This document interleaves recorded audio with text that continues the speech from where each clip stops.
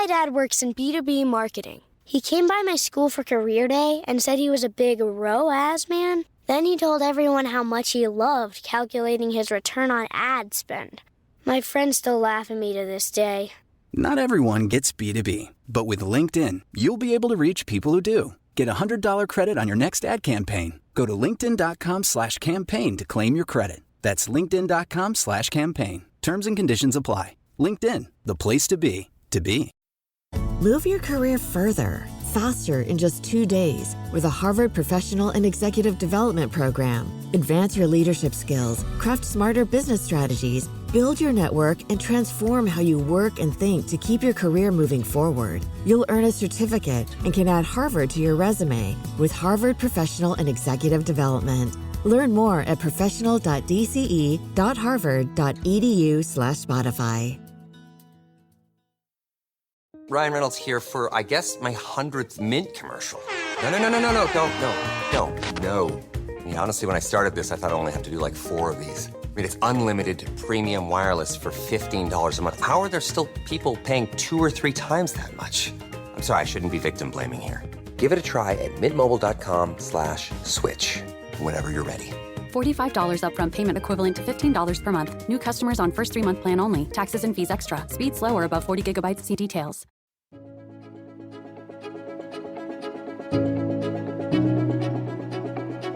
Welcome to Book Talk for Book Talk, a podcast where we deep dive into the writing of your favorite novels. This is Jack. And I'm Amy. In Season 2, we explored Sarah J. Maas's A Court of Mist and Fury. In our post-season content, we look forward to sharing listener feedback we received as well as interviews with some exciting guests. You can also expect to hear some special listener-requested content. The views expressed by the hosts and guests are entirely their own and in no way represent the thought or intentions of the original author. This podcast is a discussion shared to spark thought and conversation on the characters and themes of this novel. Though the hosts speak mostly within the constraints of this book, series spoilers may be discussed with or without warning. Explicit language as well as themes of sex, violence, abuse, self-harm, and depression will reoccur throughout this podcast. Listener discretion is advised. Alethian, known as Alethian Art on Instagram, is a UK-based digital artist. As a personal fan, I have been following them since they began creating Star Wars fan art depicting Rey and Kylo Ren, or Reylo. Alethian is beloved by many for their other fandom artworks from the Avatar, Harry Potter, and A Court of Thorns and Roses universes, and more. Most recently, Alethian has created alternate dust jackets for Illumicrate for series such as A Court of Thorns and Roses by Sarah J. Maas, as well as the Winners Trilogy by Marie Rakowski. Their project titled The Night Court, an officially licensed ACOTAR-themed playing card deck, is available for pre-order. We're so happy to have Alethian here, and before we begin, we want to acknowledge that they use they/them pronouns. Welcome, Alethian. Welcome to the show. Welcome. Hi. It's good to be here. Thank you so much for letting us interview you. We are very excited. Amy in particular is very excited. She's been a big fan. Yes, I've only been fangirling on the inside the past 10 minutes. It's fine. No, thank you so much for having me. It's really nice. I'm very excited to, share my thoughts. I will say though, so I've been for years, I've seen your art throughout Amy's apartment, and between the pins and the stickers and the tarot card decks. And before, it took forever to get Amy to read the ACOTAR series. Mm-hmm. And when she did, she she knew exactly who who Farrah ended up with. And I'm like, what is this? She's like, well, the artist that I follow. And I was like, it's so true. It was slight spoilers, but it was good because it got Amy through the series. It's true. Yeah. I remember seeing one of your art pieces on Instagram, and it was Farrah and Rhysand, and I think the caption was High Lady of the Night Court, and I'm like, huh? And then I started reading A Court of Thorns and Roses, and I'm like, where's Rhysand? What is going on? So it motivated me to read the series to find out what you were creating in your art. I feel like Akatar, the way that it's structured, feels like the first book is almost like a rite of passage because Mm. you have to go through an entire arc of not even the main romance interest. And I remember like reading this and I'm like, I thought Tamlin was supposed to have black hair and has wings. I'm like, Who's this blonde man? What is going yeah, on? yeah, who is he? Where did he come from? What's happening? I think it's really interesting when you see it, everyone's talking about it, but then like when you start, you're just like, where's the good stuff? And you have to really commit if you want to get to the good things. I mean, not to say that it's bad, but Yeah, no, I'm very fortunate. I was in it right as Mist and Fury was coming out, so I've been part of the development, and I remember when the fandom was shocked that we were abandoning Tamlin. But it was one of my favorite things, and since you do Harry Potter art, but maybe you're not in the Dramani boat like I am, but They are. okay, cool. One of my favorite things that people say on TikTok is like, we should have known about Tamlin because he's a warm blonde and not a cold, Ice cool hair blonde. Ice blonde. So I'm assuming Draco is the cold blonde. So who's the warm Cold blonde. Yeah. You think The Witcher, you think Draco, think Right. Matt Smith now on House of Dragons. Just we like that cool blonde hair. That's I think I need to read up more on this because I might be part of that group of people who I support this entirely. So you create a lot of different art. What inspired you to create fan art? So I think technically I've been doing fan art since I was like a super young teen, but I think it was only around 2015 that I started taking this hobby more seriously. I watched the Lord of the Rings trilogy and the Hobbit trilogy just about 3 years after the last Hobbit movie came out, and I was completely in love with Thranduil, the Elven King, and his dead wife, basically. The gist of the plot for anyone who hasn't watched the movies or read the books, it's like he goes to war because he's hell-bent on getting this really beautiful necklace, and I think throughout the entire story, they're literally fighting so violently against each other. And then you're just like, why is this king so determined to get this necklace? You find out, I think later on, or through like a director's cut or a behind the scenes, that like the necklace belonged to his wife. In the books, in the actual like Tolkien books, none of this is mentioned. So all of this thing about his wife was created by Peter Jackson's vision. Oh. Yeah, so I think they wanted to do that because Thranduil was such a big character in the movies and they wanted to give him probably more dimension. Otherwise, it just feels like, oh, this elf, this fey creature is not doing an elf king. Yeah, doing elf things. So I think they wanted to give a bit more reason as to why. But that's the thing. I remember after I finished watching it, I was like, wow, I love this. I love the fact that there's this whole story that is not even mentioned or written. That was probably one line that was talked about in the behind the scenes of the movie. And so, like any other fan, I decided to venture onto the internet to find what the fandom has contributed to Thranduil and his wife. And to my disappointment, it was kind of a dying corner of the fandom because I decided to watch the movies by the time everyone has moved on to something else. Oh, yeah. Because what I was looking for was so niche, there wasn't really anything out there. Most of the content was also too old, and it was unlikely new content might be made. So I said, whatever, I guess I'll do it. I tried it out again to like post my fan art, and at that time that I used Tumblr. Oh, bless Tumblr. Rest in peace, Tumblr. It was an era. It was a time. But yeah, so I posted it and it got a really good response and quite good traction. I mean, for me at the time, it was like maybe realistically 500 likes or notes, as they called it. That was a big deal as someone who's never really shared anything. Or if I had, it was very like unsuccessful. That was the first time where I'm like, oh, wow, people like what I have to share. And I think from then on, I just kept going. And I think that's it. Then I just never looked back. I mean, you have such a cool, unique style of art, too, where Thank you. I identify it. And I mean, like I said, it's been fed into my subconscious for years by Amy's decorating her apartment. So whenever I see on my Instagram search page and I see like one of your art piece, one of your art, I don't know how to say it correctly, but Yeah, I it's all always right. know immediately. I'm just like, it's gorgeous. Like, I don't know how to describe it. Like the angles, the It has a dimension. softness Yeah, to it that I love.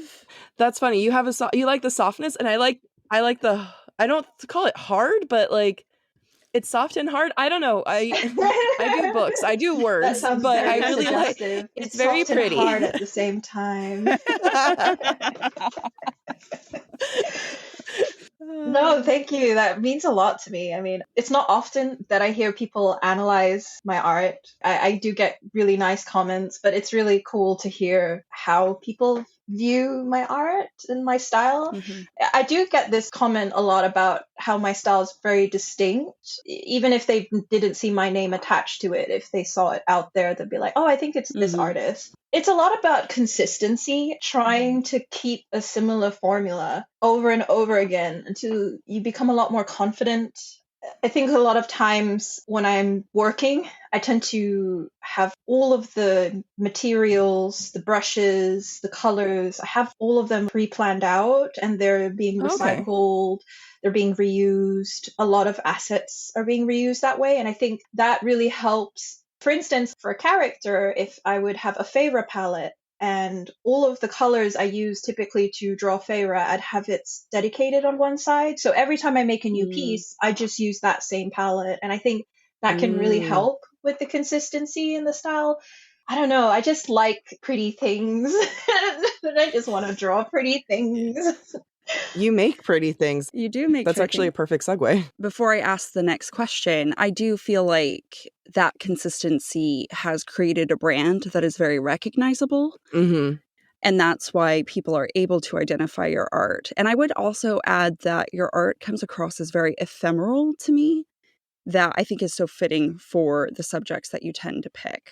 But that would be my thought on your art. I need to put that on like my portfolio, ephemeral art. I love it. think it's true. Yeah, I think. Yeah, no, I appreciate it. Thank you. Yeah, the way you do your line art and incorporate that into the drawing and the shading, it's not an attempt to be realistic and it's not cartoony either. It's an interesting mix of 2-dimensional and 3-dimensional that I love. We really should have taken an art class in college. We never. I took art history in college. Well, then I don't know what your excuse is why you can't say the words. I'm kidding. That was harsh. I'm sorry. You're so mean to me.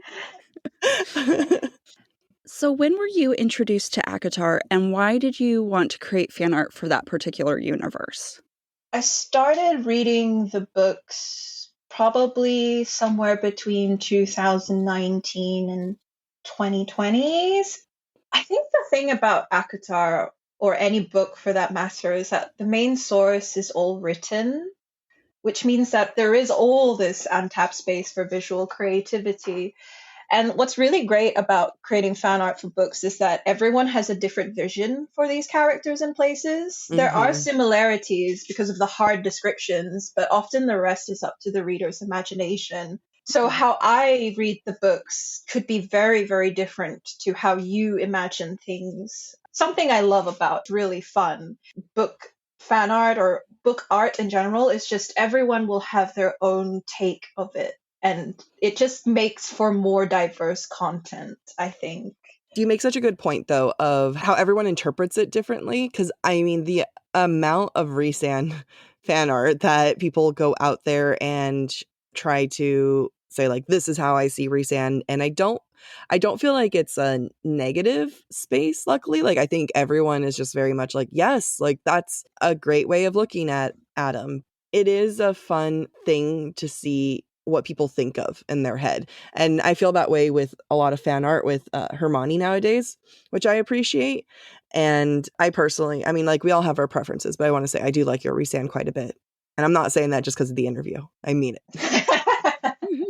Yeah, I think I have a very specific vision for the characters. Like, I think, for example, Eris, I draw him with short hair, which is canonically untrue, but I don't care. Like I was like, this is how I imagine it. This is how I want to imagine it. That's Yeah. how it's gonna be. And that's just how I remembered reading the book. Like I feel like for at some point in the books, I used to think that was it more? Someone, I do remember like one of the characters had a different hair color than I originally thought so. And this whole time I was like, oh yeah, they're blonde. And then I looked online what people have posted, fan art or cosplay, anything. And I'm like, oh, I have been imagining this person like completely wrong this whole time. And I have to reprogram my brain to correct Like, that as well. what? Yeah. We all didn't agree on this? Like, that's all right, fine, if that's what you're saying. But I love the interpretation of like your example of Eris with short hair, where I also can easily see that, where, you know, maybe that's his way of going against his father. Maybe that's his way of like saying, I'm different from the Autumn Court. Like, there's just so much interpretation to it. Yeah. Yeah. I have to say, as someone who writes a story, I write stories on the side, and I always wish I could better articulate in words or visually what the things I'm looking at look like, or my characters. And so I envy individuals who have that talent, who can take that creative license and explore what the author is envisioning. Yeah, I think also when I'm envisioning the characters, I'm not just thinking of it simply from descriptions of like visual descriptions. So Nesta, for example, when I think about Nesta as a character, I see her in a very particular way. I see her as someone who probably is very beautiful, but like also very terrifying and has probably really fierce. If I saw Nesta in real life, I would probably not be able to maintain eye contact because it's like, whoa, you have such an intensity. And so I try to not draw her in a very like typically conventionally attractive way. I think still really beautiful, but in a very different sense, in a more almost unapproachable, very intimidating. I think putting keywords of their personality really helps me visualize how they would look if there's a you know do they purse their lips, do they have a kind of a squint. You make such a good point, because they're all described as beautiful, with Elaine being the most beautiful. But the descriptions that SJM has for Nesta are devastating, stunning, you know, just like, but Elaine's the most beautiful. And it's hard to capture that but you know, the way that you're describing Nesta, it's spot on. Like, I don't think I could be friends with her. She would scare me. I love her, but she would scare me for sure. That's the other thing. When I draw Nesta, I tend to use a lot of sharp angles. Yep. Most of what she wears is quite structured. It's quite tailored. You know, it helps keep the whole look. Whereas when I draw someone like Elaine, I use a lot softer lines, rounder shapes, things that are a little bit more comforting and less thorny, and I use that through visual translation, and at least that's part of like my process. Fall has officially started here in Los Angeles, and that means we finally get to do fall activities. I have been counting down the days for when I can go to pumpkin patches, maybe even hit up an apple orchard, and I get to do all of it looking super cute in my Quince boyfriend sweater. This weather is perfect for my dark academia vibes, and I'm so excited to bust out my washable silk blouse because you know I'm going to be taking pictures. Quince is known for their Mongolian cashmere sweaters from $50. And that's not all. Quince has so many other amazing things on their website. All of those items are priced 50 to 80% less than similar brands. That includes leather jackets, cotton cardigans, soft denim. Like, my entire fall wardrobe is genuinely turning into Quince wardrobe. By partnering directly with top factories and cutting out the cost of the middleman, we get savings as the customer. One of my favorite parts about Quince is the fact that they only work with factories that use safe, ethical, and responsible manufacturing practices. and they still manage to get premium fabrics and finishes for that, luxury feeling for every item that they have. Get cozy in Quince's high-quality wardrobe essentials. Go to quince.com/booktalk for free shipping on your order and 365-day returns. That's Quince, QUINCE.com/booktalk, BOOKTALK, to get free shipping and 365-day returns. That's quince.com/booktalk. Move your career further, faster in just 2 days with a Harvard Professional and Executive Development Program. Advance your leadership skills, craft smarter business strategies, build your network, and transform how you work and think to keep your career moving forward. You'll earn a certificate and can add Harvard to your resume with Harvard Professional and Executive Development. Learn more at professional.dce.harvard.edu/Spotify. Ryan Reynolds here from Mint Mobile. With the price of just about everything going up during inflation, we thought we'd bring our prices down. So to help us, we brought in a reverse auctioneer, which is apparently a thing.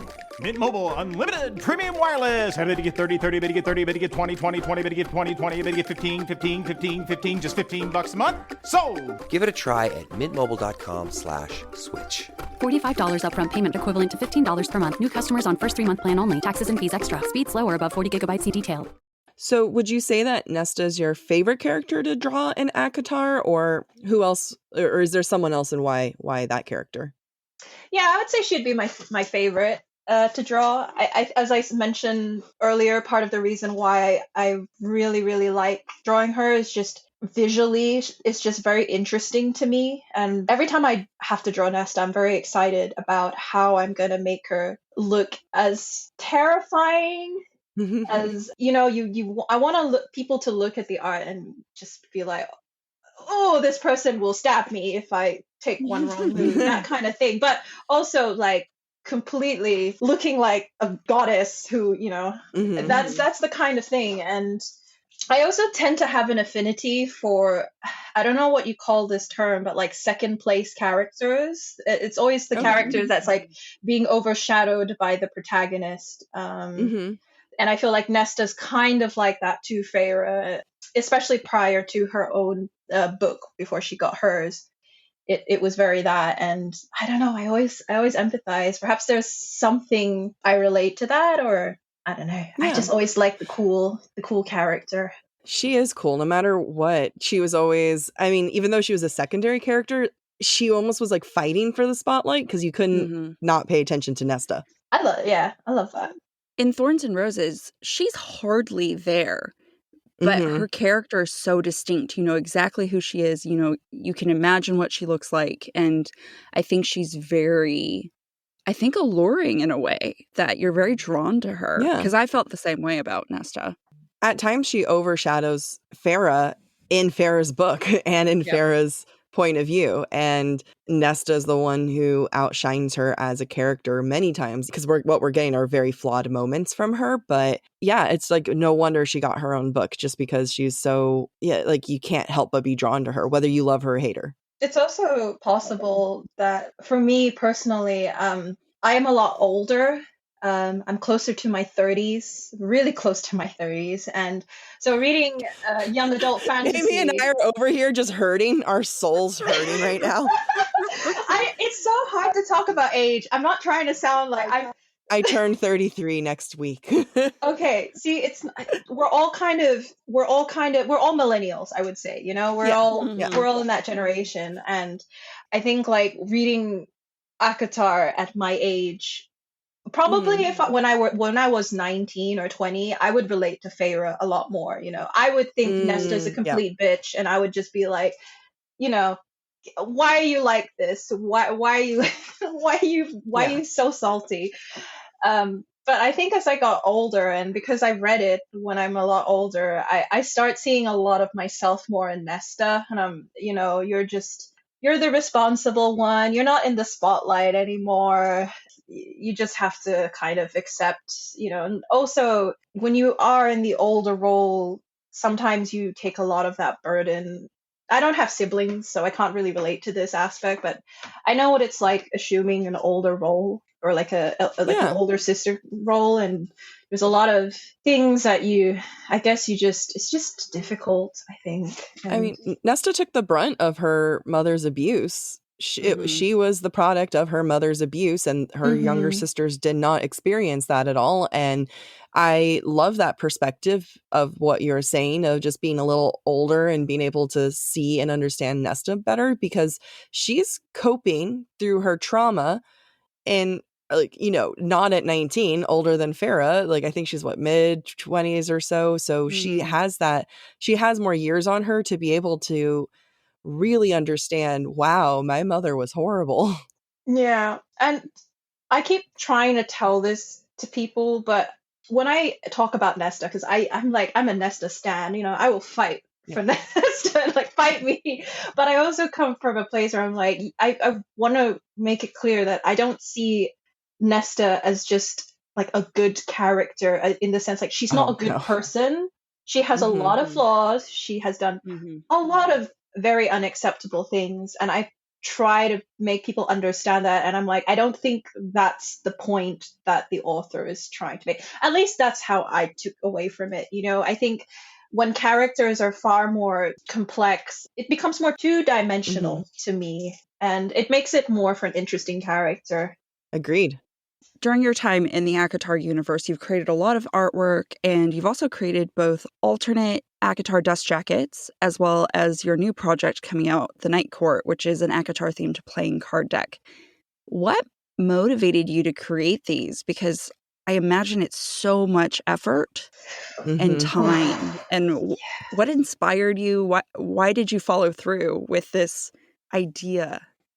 So the dust jackets, the Akatar dust jackets, around the time that A Court of Silver Flames was about to reveal their cover, I decided it was kind of like a fun opportunity to maybe try my own at it.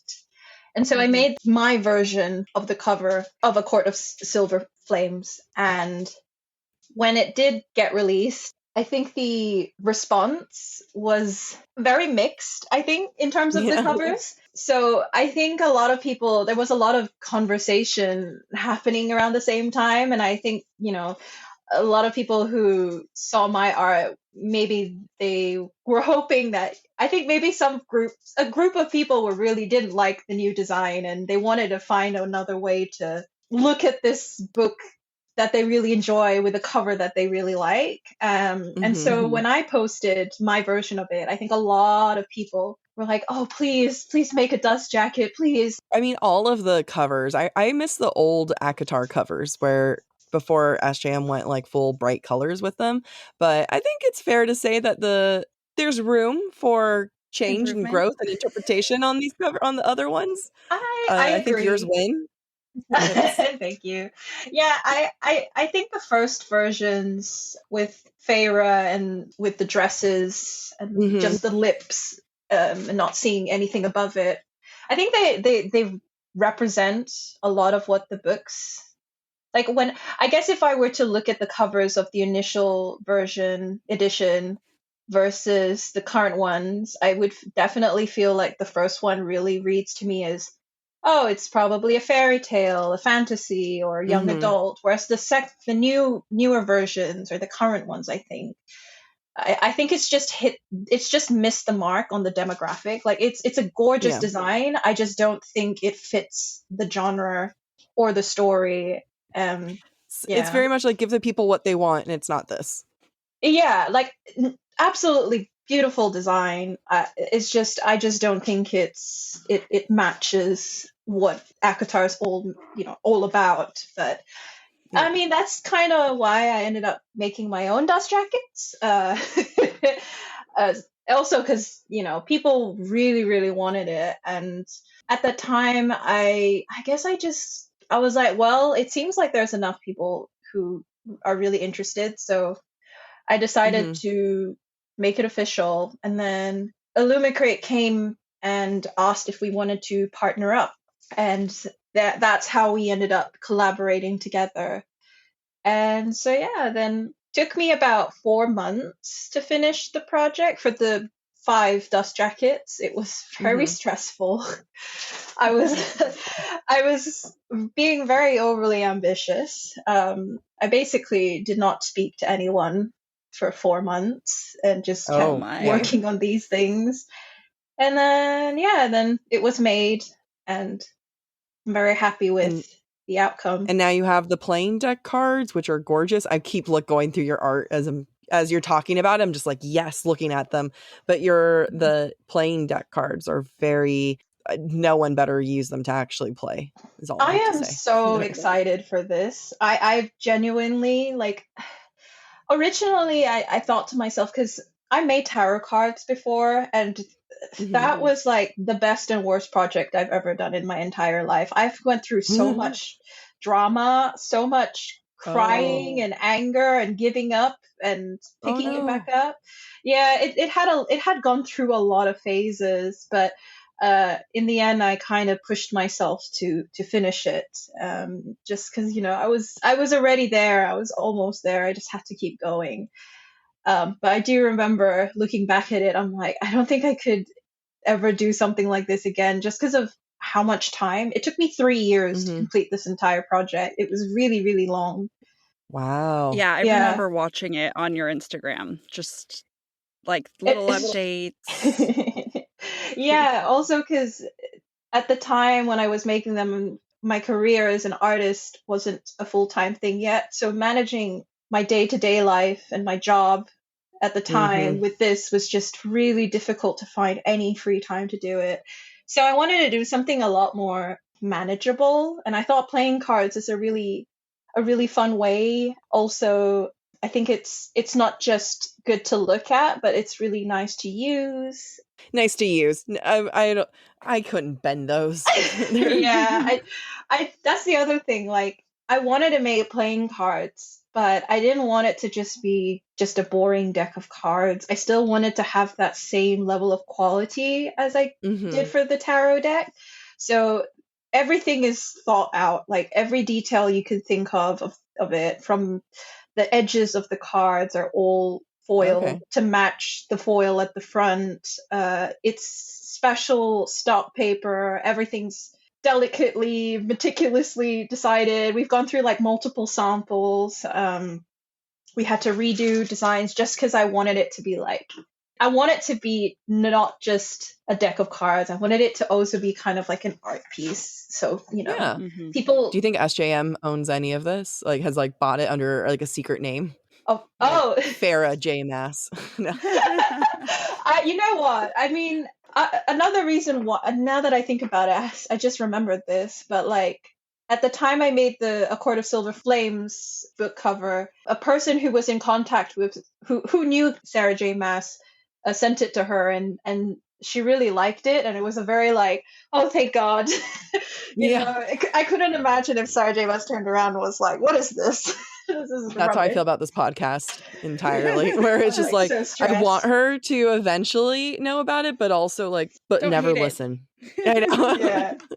I was so relieved.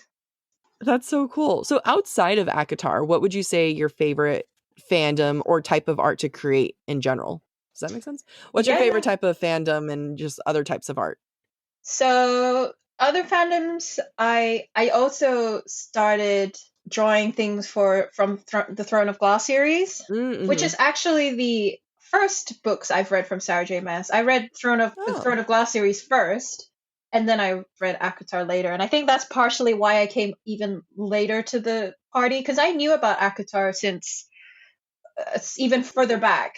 And then, it just, because Throne of Glass is a behemoth of a story. And it took me really long to finish it, because I don't like reading two things at once. I'm very systematic. I have to read one story and then finish it and then do the next. So I really wanted to read ACOTAR for so long, but I was like, I have to finish it first. And I was still at the 4th book at the time. And I'm like, that's, we have so many more books to go. Yeah, I know, and it just gets thicker, and I did end up skipping Tower of Dawn just because I was just like, it's too much. I can't keep. We got to keep moving, otherwise I'll never make it to ACOTAR. Yeah, So yes, Throne of Glass is one. Folk of the Air series is another one by Holly Black. And in terms of outside of like fandoms and just things in general, I really love drawing probably fashion as well. I love costume design. Oh. Yeah, I come from a fashion design background, but I'd never ended up going forward with that career anymore. But there's still a lot of it that I retain, and I try to like use it in my art. I think this is also, if you notice, but I love dressing up my characters in my art. Yeah, they have great. I mean, now that you're saying it, it makes sense because their dresses are all very cool.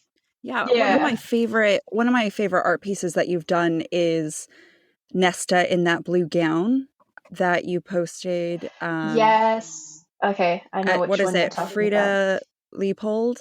That's the one. So yeah, that makes so much sense that with a fashion background, you get inspiration from fashion because you do a lot of character studies with a specific dress in mind, which is very. I always love, and I think people do love it too. But now it makes sense that you have that background. Yeah, clothing is very important to me in my art. I think like at least what you will see in my drawing is a person and clothes. Like that's like the minimum. I mean, that obvious. Like, what am I saying? Of course, that's the minimum requirement. the minimum you will see clothes. I mean, I have not all. There's the time. some. I know I have some requests if we're going to remove that element. Asriel in particular. Well, then you should join my Patreon. That's another side. Alethian does do not safe for work art on their Patreon. Oh my. So, okay. yes. I need to go check that out then. I'm excited to blush. We do this. We've done a video before. We should do this again on TikTok, Amy, where I record Amy's reaction to not safe for work art. But we don't show the art. It's just I love reaction. that idea. Like a blind reaction to all of this. I overreact to everything, so it's usually very entertaining. We'll have to do that. I'd love to see it. As someone who has made art their career, do you have any advice for beginning artists and fan artists that you'd like to share? Do it for you and have fun. I know it sounds super cheesy, but I think too many people are obsessed with finding a way to monetize their hobby, or they lose motivation when it doesn't gain traction on social media. Of course, these are great goals to aim for, but the core of your motivation should be because you enjoy and love drawing. Artists definitely don't do it for the money. It's honestly a terrible industry to make money in. That's why like starving artist is such a common name we give ourselves. But yeah, the main focus is you should be making art you like. The likes and the money comes afterwards. And also, don't draw what you think people want to see. It can get really soul-sucking when you draw things you don't really want to, but you do it because that's what's relevant. I literally started out in a dying fandom with like a group following of 100. It was very, very, very small. But yeah, I made it out okay, and I just wanted to draw what I love, regardless of whether people liked it or not. I mean, that comes back to your origin story, right? Yeah, exactly. You're like, you know what? Yeah, like I have something I want to see. I'm gonna draw it. Right. There was literally no one. Right. Yeah. I think that's great advice for life in general. I mean, for us in this podcast, it's not our full-time career yet, but we do it because we love it, and it's just kind of exploded for us, which we never envisioned. We recorded and edited all like the first season before we even put it out. So we spent like months on it, just reading and editing and all of that. And then we put it out. We're like, okay, that was fun. And then all of a sudden we're like, oh, other people like this too. So it's true. What they say is like, do your passion, follow the passion. And then other people resonate with that. Yeah, I think people will see that, when you put so much love into the thing you do, it's very obvious and apparent as compared to someone who is doing it for reasons that are not for themselves. Absolutely. So do you have any projects that you're working on that you'd like to mention? Yes. So previously mentioned, I've made an Akatar themed playing cards deck called the Night Court. which is currently available for pre-order. You can find the link to my pre-order on my Instagram at Elythian Art. If you'd like some high quality collector's edition playing cards and you like ACOTAR, then please consider purchasing these. A lot of my future projects are still secret, but I can tease that I may or may not have some A Court of Silver Flames bookmarks coming soon. Oh, our listeners love bookmarks. They ask for them constantly. And if they're Silver Flame bookmarks, then yes, please. Yeah, I definitely want to do more bookmarks in the future. That is something that's happening, definitely. But you just have to wait and see. Please, everyone, go check out their page and their art, because I swear, even if you don't follow, even if they don't follow you, they recognize your art, because that's how I was like scrolling through your page, and even earlier I said, I'm like, do you do Dramani? And then I started scrolling, like, I've seen that. Yes, I have. I do know. I have been there. You are in every fandom's world, whether they know it or not. So everyone, please go and follow Elythian. Thank you. Yeah, you're welcome. Thank you so much for taking time out of your weekday to speak to us. I very much enjoyed this. I did too. Didn't want to speak for you. But I hope that we can stay in touch, and I look forward so much to everything that you do and what's coming out next. And I can't wait to get my playing cards. Oh, yeah. Yeah. I can't wait to see all of the not safe for work. Did you already put the order in, Amy? Oh, yeah. I put my order in the second it was released. Oh, thank you. You're part of the reason why it's happening. Yeah. Now I'm looking at it. I'm like, I'm going to put my order. It's literally in the final phases now. It's being shipped to my warehouse, so you don't have to wait any longer. I saw the picture on your Instagram stories just yesterday, I think, that it was a picture of a crate of a bunch of them. Yeah. It's exciting. Oh, wow. At long last. Well, thank you so much. We hope you have a lovely time, and we hope all our listeners check out your page at Elythian Art. Bye. Bye.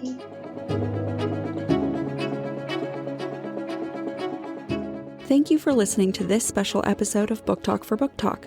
We encourage you to rate and subscribe to our show on your preferred podcast listening platform. As we gear up for Season 3, where we will deep dive into A Court of Wing and Ruin, we will continue to share between-season thoughts, interviews, and exclusive content. We would love to hear your thoughts based on today's conversation. You can submit your comments to our form at booktalkforbooktalk.com for a chance to have your feedback discussed during a weekly mini-episode. If you are enjoying the podcast, visit our website, booktalkforbooktalk.com, to view our latest merch and to learn about supporting the show through Patreon, Ko-Fi, or Venmo.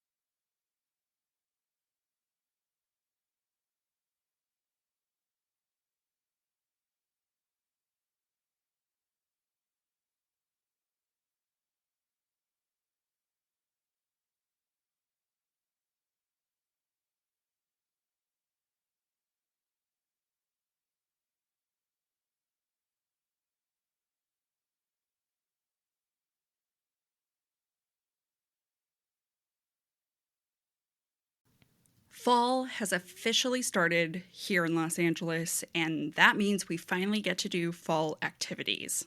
I have been counting down the days for when I can go to pumpkin patches, maybe even hit up an apple orchard, and I get to do all of it looking super cute in my Quince boyfriend sweater.